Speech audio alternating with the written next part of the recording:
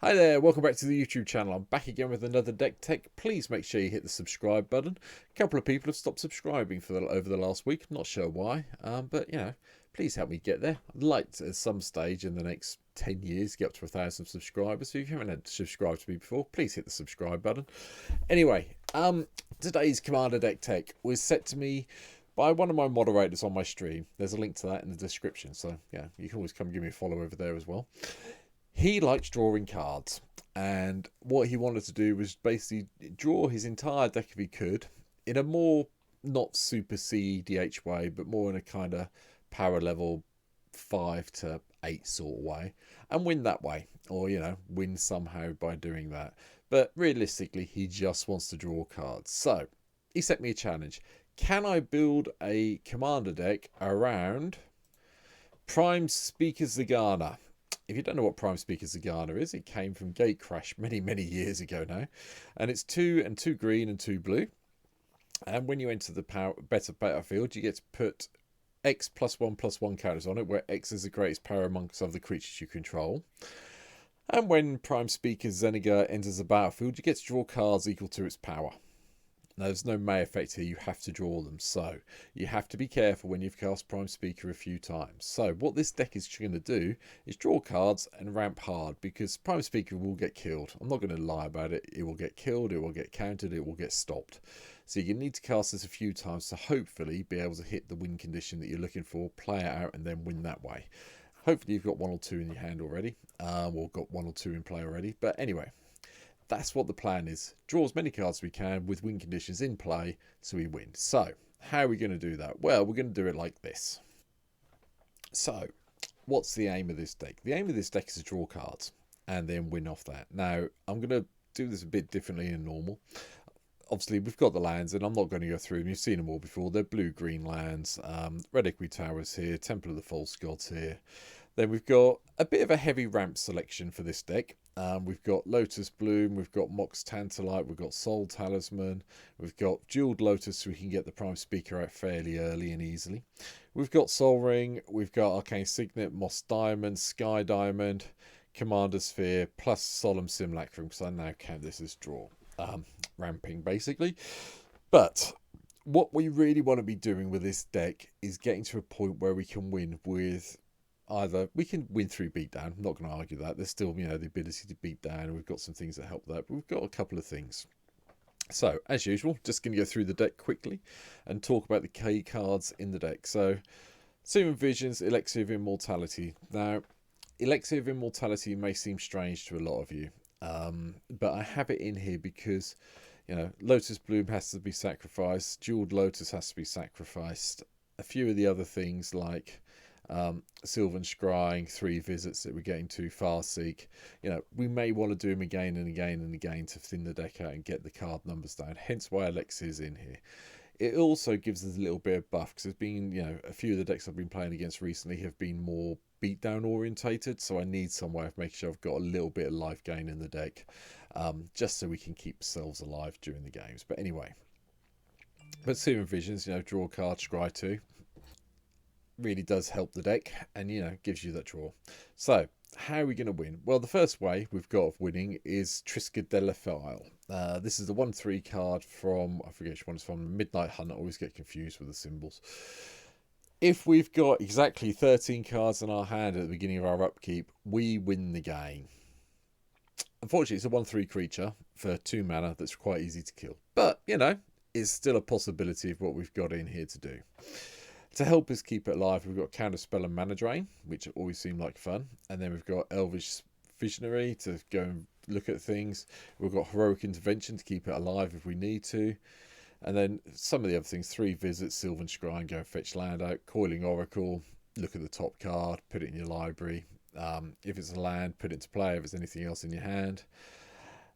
And we've got Thrasios Triton Hero, 4 and scry 1 to reveal the top card of our library. If it's a land, it goes into the grave, onto the battlefield tapped. Otherwise, we draw a card. Now, there's a little combo with that, and I'll come back to this in a minute, because it's usually a partner pair I have played before. But you probably wondered why I missed this out.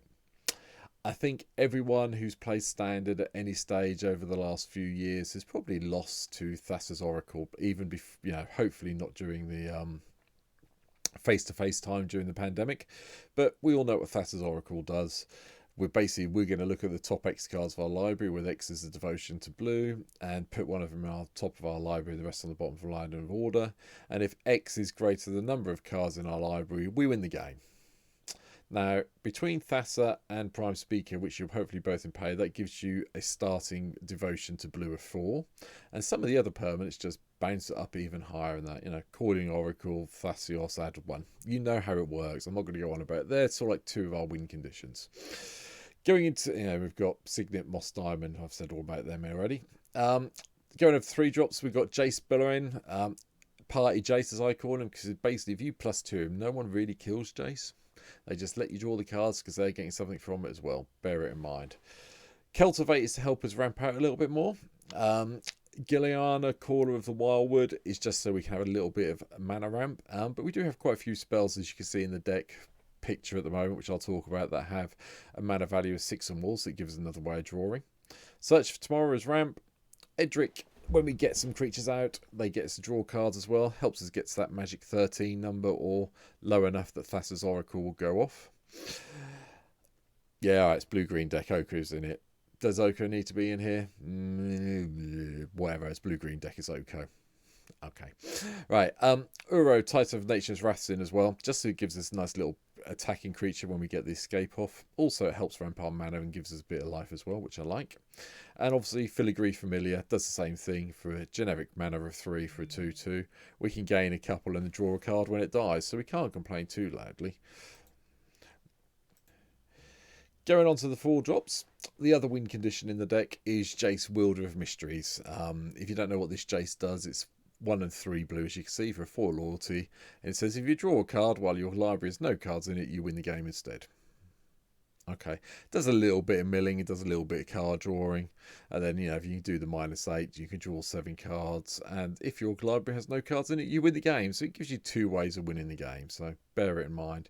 It seems a bit redundant. You could just do -8, draw 7, but yeah, hey hum. But I suppose it's slightly different, because it says if your library has no cards in it, so you could have your last 7 cards, draw them, have nothing in your library, win that way, instead of having to wait until your next turn to draw again, where you might die to damage, I suppose. So anyway, moving from there, Psychotetis Route, just to go find out some of the lands. Guardian Project, just because we do have 26 creatures in the deck, and having copies of them come in and drawing cards is nice. Oracle and Mill Dice, we can play the lands off the top of our library. Beast Whisperer to draw cards when we cast creature spells, because we do want to draw as many as possible. Garrick Wildspeaker is here purely for the -4. It might get to the point in the game where we need to kill someone, and doing the overrun bit with the +3/+3 and trample on all the creatures we have currently in play seems like a really good idea to me. Moving on from there, Font of Mythos, help everyone draw even more cards. I could have played Howling Mine. I decided I wanted to play more of these 1-2 drops instead of playing that, but Font seemed to be quite a nice inclusion at the 4-drop level. Solemn draws a card, as you know, when it dies. Mole Drifter, and it's a battlefield draws 2. It's quite nice. It's either a 3 mana draw 2, or it's a 5 mana draw 2 and have a blocker. So, see how you're doing in the game before you get there. Imrith, Desert Doom, is also here as well. Having a Ward 4 creature when it's untapped is very nice, and drawing a card when it deals damage is nicer. And then if you have fewer than 3 cards in the hand, draw cards equal to the difference. Hello. Freylees is here just to need some way to deal with artifacts and enchantments. The +2 for the elves also helps for the ramp side of things. We have Shamanic Revelation in, just to draw some more cards for each creature we control. And we do have a fair few creatures, so there's 26 in the deck, so we should get a few draws off it. And, the ones where we've got 4 or more power gives us 4 life for each one, so that's nice. I've included Karunga, the Macro Sage, in here just for the card draw as well. That's why we have quite a heavy amount of 3 upwards in the deck. And the last bit on here, Halamarat's Archive. If you've gained life, gain twice that much life instead. It kind of works with Shamanic, but the second part's the important thing. If you draw a card, except for the first one you draw in each of your draw steps, draw 2 cards instead. Goes really, really well with some of the stuff that's coming up. That one, for instance, Consecrated Sphinx. Your opponent draws a card, you draw 4. Yeah, I like that plan. Really does help when we do the whole Thassa's Oracle, or we're trying to get to 13, or we're just trying to empty our library out. Right, speaking of emptying things, Shark Typhoon is another way we've got. We have got a fair few instants and sorceries in the deck. This gives us, well, we've got a fair few non-creature spells, 35 to be precise. Getting this out early means we get some sharks to block with, or theoretically win with, depending how it goes. Every time I see this, I always think of the Sharknado movie, so hey, I'm pretty sure that's what they based it on. Consecrated things I've mentioned. Elgith, Crossroads Augurs also here. Another flyer gives us a beatdown, and if you scry, draw that many cards instead. So basically, if you have Thrasios and you have Elgith in play, you pay 4 mana and you draw 2 cards, or draw a card and put land into play. I did have a partner pairing built on this, and it got really, really silly really, really quickly. At some stage in the future, I may go back and relook at it and put a video up about it. But when people see you playing this partner pairing, you tend to die really rapidly. So I need to do some thinking about the deck again. But anyway, moving from there, Morkendenheim from the Forgotten Realms set. This comes in, it draws cards, that's why it's here. But it's also got a nice little -2, create a dog illusion. It's the same size as power and toughness, as twice the number of cards in your hand. If we're drawing on average, 8-9 cards a turn in our hand most of the time, you're looking at like 16-18 power dog on the battlefield. It's just a shame it hasn't got trample, really. It'd be a really good win condition then. Arcanus, the Omnipotent. Yep, once it's got through its summoning sickness, tap it, draw 3 cards, and you can have a nice little permanent blocker by paying 4 mana to bounce it in and out play. Moving from there, Soul of the Harvest, draws a card when you play a creature. Yep, okay. Agent of Treachery, to nick the things that are annoying you from someone else's side of the board. Excuse me. Olrun's Epiphany, so we can take that extra turn if we need to, and then go off and win from there. Palaka Worm is purely just a big 7/7 beater that gains us some life when it comes into play. And yeah, we get the odd card draw off it when it dies. Tishana, Voice of Thunder. Power and toughness equal to the number of cards in your hand. No maximum card size. Enters the battlefield. Draw a card for each creature you control. You'll probably have a few. Moving over to the higher drops. Treasure Cruise, because I don't mind delving away some of my cards to get 3 cards for 1 mana. Thank you. Ancient Silver Dragon, hit the opponent, stops the problems of not having make sure you've got no hand size for the rest of the game, and you get D20's worth of cards. The best I've done with this so far when it's connected is 4. I've connected with it 12 times. That tells you how bad my dice rolling's been on MTGO. Well, not my dice rolling, the system's dice rolling, but I'm sure there's people out there who've got 19-20 on average, but not me. The Great Henge is in just because we play creatures, draw cards. The life gains is nice as well from the tapping it to get the 2 mana. Hydroid Krasis, purely because I wanted to play it and I like it in a blue-green deck. And as I said in the videos before, when I'm playing green, you're going to see Apex Devastator a lot. It's just a fun card. The quadruple cascade I really do enjoy. So, how's it going to work? Well, we are going to try and ramp. We are going to try and get Prime Speaker out with a big boy in play already. And then hopefully we're going to be able to do something like this or this or this. And if the worst comes to worst, we'll be aiming to win with Shark Typhoon and some of the beatdown stuff that's going on. But that's the plan with the deck. It's going to be interesting trying that on stream because I don't think the person I've done the video for is expecting it at the moment. So hopefully we'll surprise them with it. But that's my take on the Prime Speaker. Let me know down in the comments below what I've missed out, what you think I should have included. Let me know if there's anything else in the future you'd like to see me cover as a deck tech. I have quite a few legends. I have a stockpile of cards on MTGO.